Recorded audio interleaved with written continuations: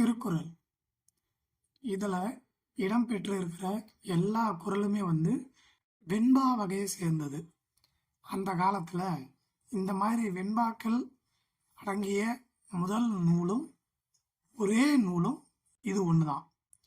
குறள் வெண்பாக்களில் ஆனதனால குறள் என்றும் அதன் மதிப்பு கருதி திரு என்ற அடைமொழியோடையும் திருக்குறள் அப்படின்னு இதுக்கு பெயர் வச்சிருக்காங்க. அகர முதல் எழுத்தெல்லாம் ஆதிபகவன் முதற்றே உலகு. எழுத்துக்கள் எல்லாம் எப்படி அகரத்தை அடிப்படையாக கொண்டிருக்கிறதோ அதே போல இந்த உலகமானது கடவுளை அடிப்படையாக கொண்டு இயங்குகிறது என்பதே இதன் முழு விளக்கம். கற்றதனால் ஆய பயனென்கொல் வாளறிவன் நற்றாள் தொழார் எனின். விளக்கம்: தூய அறிவு வடிவாக விளங்கும் இறைவனுடைய நல்ல திருவடிகளை தொழாமல் இருப்பாரானால் அவர் கற்ற கல்வியினால் அவருக்கு என்ன பயன் என்பதே இதன் விளக்கம். மலர்மிசை ஏகினான் மானடி சேர்ந்தார், நிலமிசை நீடு வாழ்வார். விளக்கம்: அன்பரின் அகமாகிய மலரில் வீற்றிருக்கும் கடவுளின் சிறந்த திருவடிகளை பொருந்தி நிற்கின்றவர் இன்ப உலகில் நிலைத்து வாழ்வார். வேண்டுதல் வேண்டாமை இலானடி சேர்ந்தார்க்கு யாண்டும் இடும்பை இல. விளக்கம்: விருப்பு வெறுப்பு இல்லாத கடவுளின் திருவடிகளை பொருந்தி நிற்கின்றவருக்கு எப்பொழுதும் எந்த இடத்திலும் துன்பம் இல்லை. இருள் சேர் இருவினையும் சேரா இறைவன் பொருள் சேர் புகழ் புரிந்தார் மாட்டு.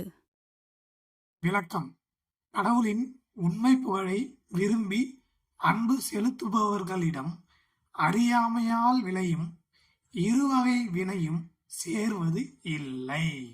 பொறிவாயில் ஐந்தவித்தான் பொய்தீர் ஒழுக்க நெறி நின்றார் நீடு வாழ்வார்.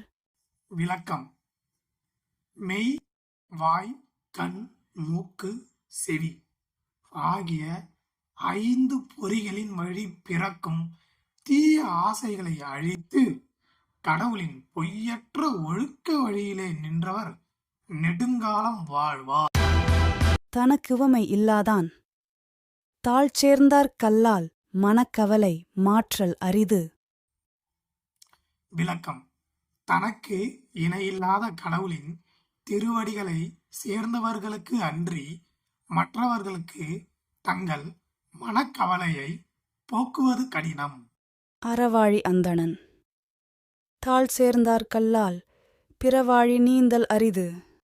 விளக்கம்: அந்தணர் என்பதற்கு பொருள் சான்றோர் என்பதனால் அறக்கடலாகவே விளங்கும் அந்த சான்றோரின் அடிபற்றி நடப்பவர்கள் இன்றி மற்றவர்களுக்கு பிற துன்ப கடல்களை கடப்பது என்பது எளிதான காரியம் இல்லை. கோளில் பொறியின் குணமிலவே என் குணத்தான் தாளை வணங்கா தலை.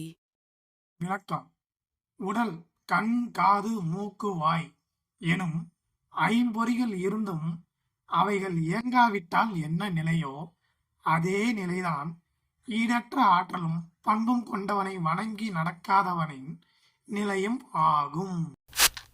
பிறவி பெருங்கடல் நீந்துவர் நீந்தார் இறைவன் அடிச்சேராதார். விளக்கம்: கடவுளின் திருவடிகளைச் சேர்ந்தவர் இப்பிறவி ஆகிய பெருங்கடலை நீந்து கடப்பர், மற்றவர் நீந்த கடவார்.